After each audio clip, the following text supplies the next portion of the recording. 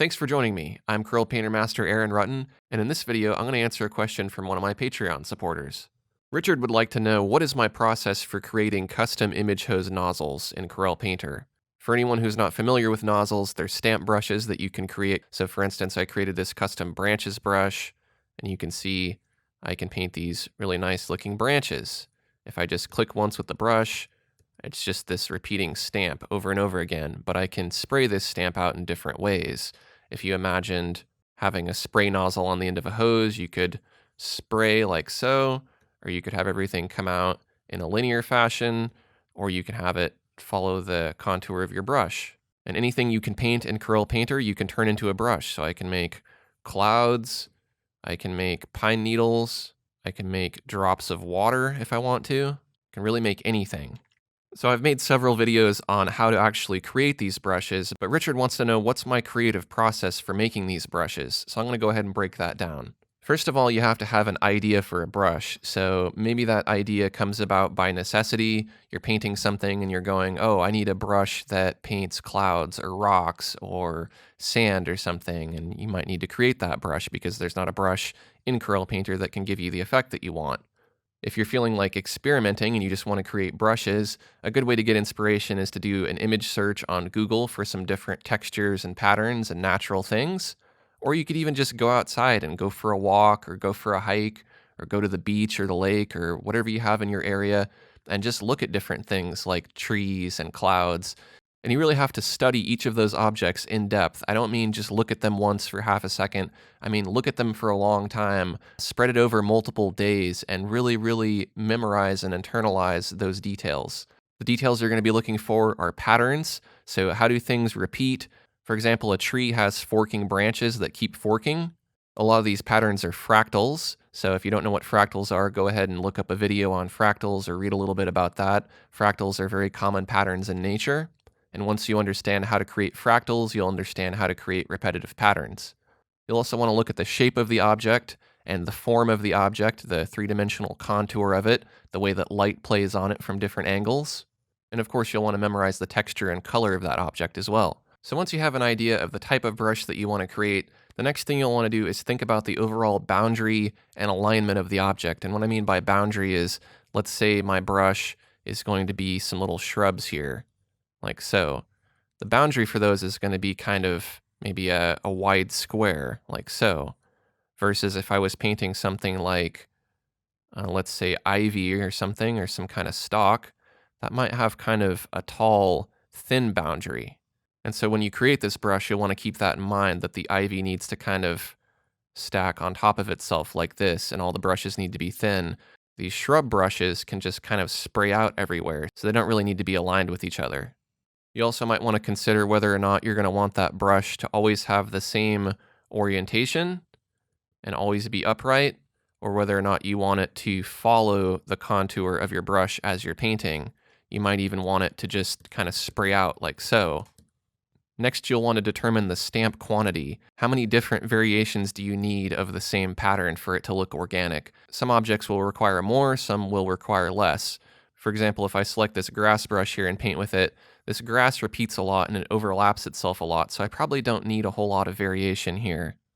However, if I try something like this water drops brush, it's nice to have at least some variation in the different kinds of drops. That way you don't have the same oval drop. You have some drops that are maybe two ovals merging together. You have some that are skinnier and taller and bigger and smaller. You may also want to just slightly vary the color for some of the brushes as well. For instance, here I have some of these leaves that are darker and some that are lighter. So once you've considered all these things, you can go ahead and start making your brush and experimenting to see what will work and what won't. So first of all, you're going to need a new canvas. You want to think ahead and try to imagine what's the largest that any of these stamps are going to be when they come out of the brush. And typically they're not going to be very big compared to your canvas. They're going to be kind of small most of the time, but you want to make sure that your canvas is big enough. That way each of your stamps in your image hose nozzle have enough resolution and look clear when you paint with them. So I generally just go with 2000 by 2000 pixels. If you're working on something that's tall or wide, you would probably want to make an appropriately sized canvas. So if I was going for something that was going to be tall or wide, I might want to do 2000 by 500. That way I have a long, skinny canvas. but most of the time I just make a square canvas. Let's go ahead and open the layout grid and let's add the layout grid. And at this point, I don't have any idea what kind of brush I'm going to make. I'm just going to kind of make this up on the fly. Maybe we'll make some sort of plant brush. And so on the layout grid here, I have 3x3 divisions. If you wanted your brush to be more complex, you can increase that to 4x4. If you wanted your stamps to be wider rather than square, you could do something like 3x4, and that widens them a little bit. Or you could do 2x4 to make them even wider. I'm going to go ahead and just go with 3x3. Typically when I'm creating these nozzles, I'm usually creating 9 variations or 16 variations, somewhere in that range, because that's generally enough for most brushes. I'll go back to my layers palette and I'll go ahead and just create 9 layers right off the bat. And since when you create the layers, they end up being stacked from 9 down to 1, I always just make this first cell 9 because I don't like having to rearrange these layers. So it'll go 9, 8, 7, 6, 5, 4, 3, 2, 1. So at this point, I'm really just going to be experimenting. I already have an idea of what brushes I can use to create these particular effects. So I'm going to go ahead and open my particle brushes, and I'm going to choose plant brush. And as far as colors, you have a few different options. You can create the brush using the color that you think that that brush is going to be when you paint with it most of the time. So for instance, if I was going to draw some leaves, they would probably be green. Or you can select a neutral gray color. So a neutral light and dark gray like this. And you can paint those leaves in black and white and then add color later as you're painting with the brush, or you can create a special tinting layer on top of everything. And I think that's the best option because it gives you more flexibility for coloring your object. It'll be a lot harder to change the color of your leaves if they're already green, if for some reason you wanted them to be red or orange or something later. So now when you're creating this brush, keep in mind that this cell here is your boundary. You can't have your brush go in between or go across any of these lines. Otherwise, it's going to mess up your brush. Your brush is going to get cut right on these lines. So you want to keep everything within this whole area here and make sure that you leave a little bit of an edge. You also want to consider that if this is going to be a brush that's going to be upright most of the time, that this bottom edge of the cell is going to be where the brush comes out of the ground. So if this was a plant, then I would want it to come out at roughly the same spot each time. You know, I wouldn't want to have one plant up here because then this one would be floating up in the sky. It wouldn't look right. It's also important to remember to paint in the correct cell. So while I'm painting in cell 9, that's fine. But if I start painting over here, but I'm still on the 9 layer, it's going to consider both of these to be the same brush. So I need to make sure that I switch to 8 and then put in my details like this. So I'm going to continue adding my cells like so. And you want to make each of these different from each other. You don't want to make them too different. They need to be similar. And by similar, they each have a stem that's the same width roughly. They each have a few little leaves that are roughly the same shape. And so there's some consistency, yet there's enough variation to where they don't look like the same stamp. You can also vary the lightness and darkness of these colors, or you can go through and add more detail to these later. This is just going to be a first pass to see if the basic concept is going to work. I don't want to put in too much detail into these because I might find out later that the brush doesn't work or it doesn't look the way I want it to. I'll go to cell 6. Maybe I'll have this grass be bent a little bit like so. It gives it a little more variation. Some of the leaves will point up, some of them will point down. Maybe I'll add another little stem here so that this isn't just a single blade here. Go to cell 5, put in a stem. Go to 4, add one over here. And I'll have one maybe leaning over just a little bit, so there's a little more variety. So now I have my 9 individual stamps here. What I'm going to do is I'm going to just test this brush and see if I'm on the right track. So I'm going to group all these layers with Control G. And I'm going to look in my image host palette and I'm going to choose Make Nozzle from Group with that group selected. And I can immediately just save this using Save As. Now I have one main folder for all of my image host brushes, and this helps me keep everything sorted. If you prefer, you can save each individual brush with the artwork that it corresponds to, but since I reuse these brushes a lot, it's more helpful for me to have them in one library. So I have them sorted in folders, which correspond to how they're sorted in my workspace. So this brush is going to be a nature brush, and I'm going to save this as a riff. I'm just going to call this Thin Plants. You can always change the name later if you like. We'll go ahead and go to save, and that'll create the brush. Let's go ahead and just immediately close this. we'll also want to save our master copy that we're working on. So let's choose Save As. Let's save this in the same folder, and we'll give it the same name, except this time I'm going to save this as a PSD. So that way I know that all of my PSDs are my master copy that I can edit or modify later. And then all of the riff files are going to be the actual brush. So I'll go ahead and save this. And as you're working on this, you can save multiple iterations. So you could have Thin Plants 1, Thin Plants 2, Thin Plants 3, and so on. That way you can always go back to older versions. So let's go ahead and create a new canvas to test our brush. It can just be any size. Let's go ahead and click on Load Nozzle. Let's navigate and find that nozzle to test it. So Thin Plants, I'll open that.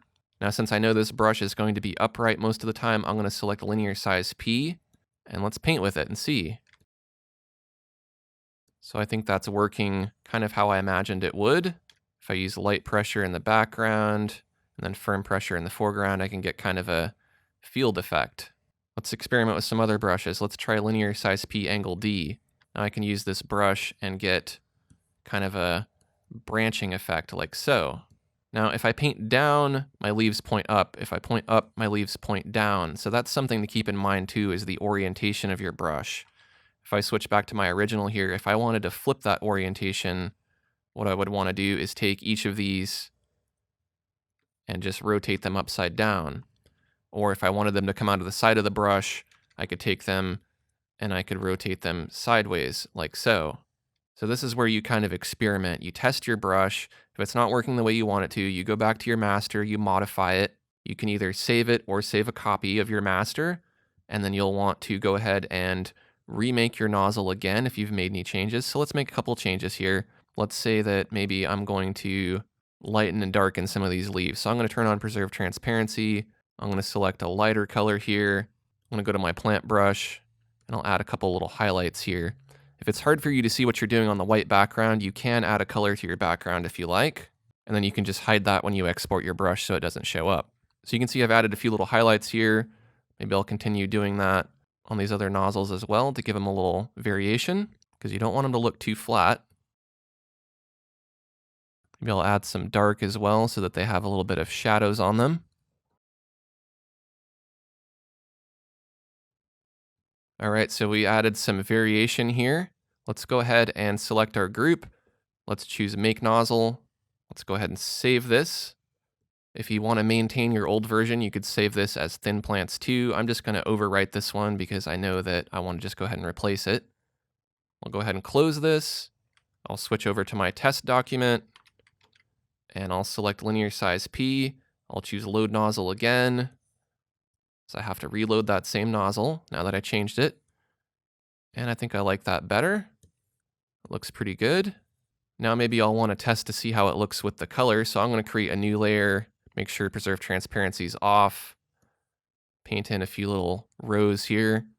I'm going to right click on that layer and choose Select Layer Content. I'm going to hide the selection with Control-Shift-H. I'm going to create a new layer above that, and I'm going to set the composite method to multiply. Then I'm going to select the color that I want to tint. I want to make sure that's selected for my main color. Then I'll select the airbrush, and I'll begin tinting over that. And that gives me a pretty nice effect. So that way, if I want these to be one color, or another color, or a mix of colors, I can do that. That way you're not committed to a particular color. So I think I'm pretty happy with this brush. So I'm going to switch back to my master copy. I'm going to make sure that I save that. I can go ahead and close that now. And then if I want to create a thumbnail for this brush, that's pretty easy to do. I actually have a thumbnail template saved. And this is a square canvas that is 200 by 200 pixels. And I have some commonly used text here on layers. That way I don't have to always type it in and everything's consistent. So the brush that I want to use with this commonly is linear size P. It's up to you if you want to add this to your brushes or not. I find that it helps me because then I can look at the brush here and I can go, oh, okay, that's the best image hose brush to use with this nozzle. So now I'll paint with my brush a little bit. Maybe I'll just click with my mouse to put a few little blades in here. I'm going to use that same tinting trick that I did earlier. That way I have a little preview and I can see that I can add tinting to it if I want to. Then I'll go ahead and choose Save As. Now, since my thumbnails often have the same name as the brush, I don't want to save them in the same folder because then it would start to get too crowded. So I like to keep them separate. I put them in their own assets thumbnail folder. and I sort that by the category. So I'll go to nature, and then you want to save this as a JPEG. Save this as thin plants. I'll just set it to excellent quality at 100% and click OK. So now my thumbnail is saved. I can close that. I can look into my image hose nozzle library here. I want to click on a brush within the category that I want to insert the new brush into. So I'm going to click on this plants brush here in the nature category because that's where I want to add it. I'm going to click on load nozzle. I'm going to select that thin plants brush and open it. Then I'm going to click on add nozzle to library. I'm fine with this name here. I'll just click on OK. And now my brush has been added here. I'll right click on it and I'll choose set custom icon. I'll find that custom icon I made and I'll open it. And now it's been updated here. And just so nobody gets stuck, all of these options that I have saved here as custom buttons in my image hose brush palette here, you can also find those in the nozzle libraries palette. If you click on the top right submenu dialog, there's load nozzle, make nozzle from group, add nozzle to library, etc. If you can't find this panel, it's found under the window menu, media library panels, and then nozzles. And the last thing we'll discuss are the image hose brushes, which we know control how the nozzle comes out of the brush. But there may be some instances where the default image hose brushes aren't necessarily doing the trick and you need to customize or make your own image hose brush. A good example of that would be this Ivy brush that I created that goes along with the Ivy nozzle. So if I load that nozzle and I paint with it, you can see that the stroke lines up pretty well. But I'm going to go ahead and open my advanced brush controls and let's take a look at a couple of things that you might want to change for your brushes. First of all, let's look at spacing, because spacing controls the distance between each of these stamps. So if I have maximum spacing, there's going to be a lot of space between my strokes. If I reduce that, there will be less space. So you can see there's more leaves here. So you kind of have to try to experiment until you find the magic number that works really well for your brush. You can see each time I change it, I get a different result. So for this particular brush, maximum spacing works best. You're going to find that brushes that are segmented like this are going to require some fine-tuning in the spacing. Next, let's look at angle, because you can change the angle when I paint with this brush. See how I can change the angle and change the direction that the image flows out of the brush. So if you have a brush that's going the wrong direction, you can always change that. You can see here, the brush is now coming out sideways rather than straight on. If I change that to 90, then it works as it should. And you can also play with all of these other settings. You could change the opacity of the brush. You could play with the size of the brush and how it changes. Maybe you want it to change with pressure or not. All of these different brush expressions are going to give you a lot more control over how your nozzle comes out of your brush. If you've made a custom image hose brush, you'll want to make sure that you go ahead and save that. And you can do that by going to Brushes and then Save Variant. So there you go, that's my creative process for creating an image hose nozzle here in Corel Painter. I hope you found this information helpful. If you did, take a quick second to like this video. If you appreciate all these free videos I'm making, take a second to visit my Patreon page, because like Richard, you can ask me questions which can get featured in a video, you can get early access to my new videos ad-free, and there's lots of other perks for being a patron. Thanks for watching, and I'll see you next time.